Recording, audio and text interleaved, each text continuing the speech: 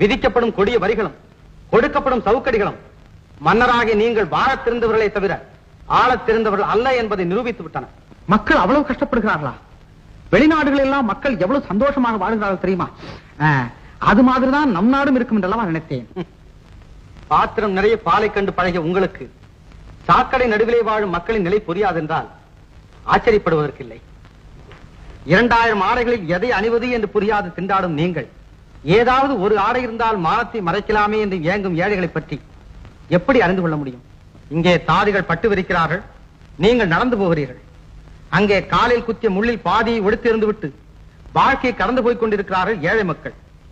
அவர்களில் நீங்களும் ஒருவர் என்றால் நாங்கள் எப்படி நம்புவது? வீராங்கா, நீ சொல்வதெல்லாம் எனக்கு நன்கு புரிகிறது. நானும் உங்கள் புரட்சி கூட்டத்தில் சேர்ந்து விடுகிறேன். அப்போதாவது என்னையும் உங்களில் ஒருவன் என நம்புவீர்களா?